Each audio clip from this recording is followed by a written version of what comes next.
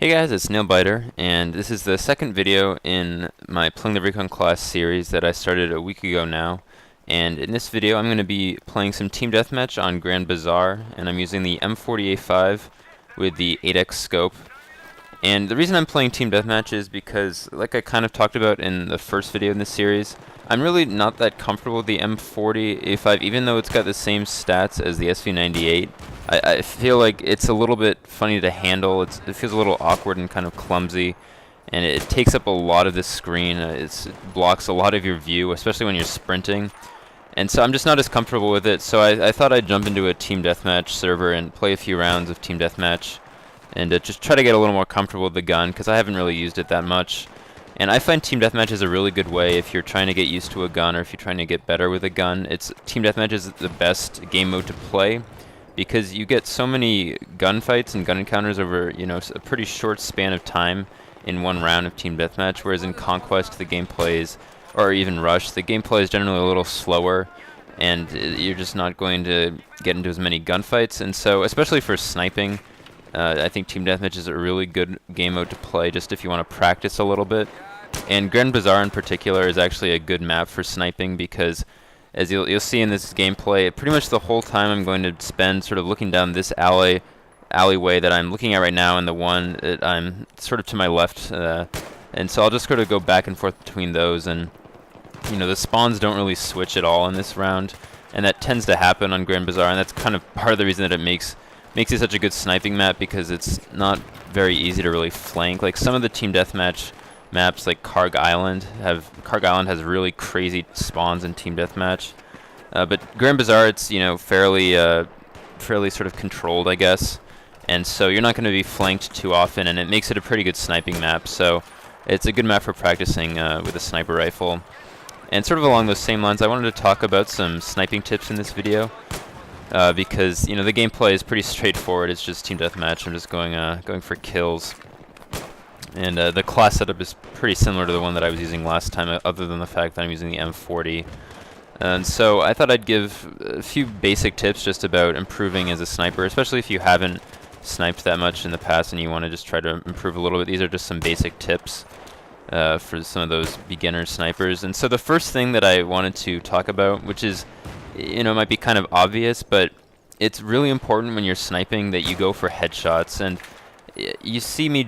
sometimes you see me get a little lazy with my aim in this gameplay. I sometimes kind of rush my shots, which is another thing that you don't really want to do. You want to take your time when you're shooting. Although in Team Deathmatch you can get away with that a little bit, just because oftentimes you're going to be running into more than one person at a time. But if you're in like a one-on-one gunfight, it's better to take your time with your shots, and you don't want to rush your shot and then miss it. And it's better to take your time, and you might get hit a few times, but if you get that headshot, it's going to the outcome's going to be a lot better than if you just rush a shot. Because if you rush a shot, then you're probably going to try to rush the second one, and you're just going to miss again. So it's not going to work out very well. But anyways, back to what I was saying earlier about going for headshots, because this is really important, because not only are you going to get more kills if you go for headshots in general, but you're also just going to be more successful as a sniper. You're not going to get as many of those kill assists, and it's just your accuracy is going to be better if you actually go for headshots more often. And so it's really something that I encourage anybody who's trying to become a better sniper to do. And it might feel a little bit odd at first, and just kind of trying to be so precise, but especially in Battlefield 3, where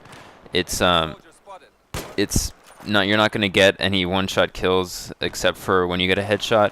It's really important that you go for those headshots, and if you're not comfortable with it, it might take a little getting used to. But like, even if it's a difficult shot, and if it's like, say you've got an enemy running across your screen from like right to left, it's better to try for that headshot, and I think anyways, it's better to try for that headshot and miss entirely than to try to go for a body shot, because with a body shot you're just going to hit him and damage him, but not going to kill him. And if he's far away, it's likely that you're not even going to get a kill assist out of it. So going for headshots is really important, and it's going to improve both your skill as a sniper, and it's going to give you more points, because you're going to get more kills that way. Another thing that's important to do when you're using a bolt-action sniper rifle is that you have to use cover effectively, and I think more so than any other class, really, because you know, with an assault rifle or with like one of the engineer guns, like an SMG or one of the carbines, it's going to be a little bit easier to, you know, if you're caught off guard, it's going to be a little easier for you to recover and you know, maybe get a kill on somebody. But if you're caught like out in the middle of the open with no cover and you've got a bolt action sniper rifle, it's going to be really hard for you to adjust and get that kill. So it's really important that you're careful about the way you move around the map, and you know, you want to be deliberate in what you're doing and move from cover to cover. And I think you see me do a pretty good job of that in this video. I tend to just go back and forth between cover, and I'm careful not to expose too much of my body when I am going to take a shot on somebody. And you know, I'm trying to, the whole time I'm trying to expose as little of me as possible. And I also sort of try to move around constantly too, because I don't want to stay still and give another sniper an opportunity at an easy headshot on me. So when I am taking my shots, you'll kind of see me, you know, I'll sort of move back and forth, and I'll strafe back and forth a little bit, and I'll crouch up and down just to try to make if there are any snipers looking at me, to make the shot harder. So that's just something else to keep in mind if you're going to be trying out sniping. The only other thing that I wanted to talk about in this video is something that, especially if you're having trouble with sort of getting headshots in medium to long ranges, it can actually be really helpful if you lower your sensitivity a little bit, because that'll allow you to be a little more precise in those medium to long range situations. And you know, when you have to adjust your aim slightly, if the enemy you're aiming at is, you know, moving a little bit, or if he just kind of shifts his position, and you need to, you know, track his movement with your scope or your crosshairs, it's going to be a lot easier for you to do that if your sensitivity is just a little lower. And you know, I mean, you hear people talk about, especially in Call of Duty, how having higher sensitivity makes you a better sniper.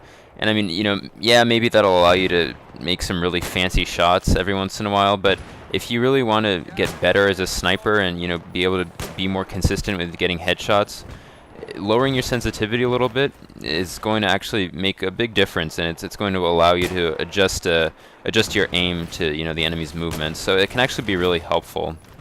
Obviously, you don't want to change it so much that you're just completely uncomfortable with it anymore. But you know, it is something that if you're having a little bit of trouble, if you just lower it slightly, you might see some improvement. And so I don't know if you just saw that there, but I was actually flawless for this round up until that point just now where I got smod, and it was kind of frustrating. I was, you know, I kind of noticed that I hadn't died yet, and I was hoping that I could get that flawless round, but instead I was just a little slow trying to get back behind that building, and the guy smoths me from his spawn. So I was a little frustrated by that, but hopefully you guys enjoyed this video and enjoyed the gameplay. I think the final score is 35-1, and it's just a normal 100 kill team deathmatch server, so I thought it was a pretty good gameplay. And hopefully you guys enjoyed the tips, and hopefully if you're going to try out sniping, they help you out in some way. And anyways, thanks for watching this video, guys, and I'll see you guys later.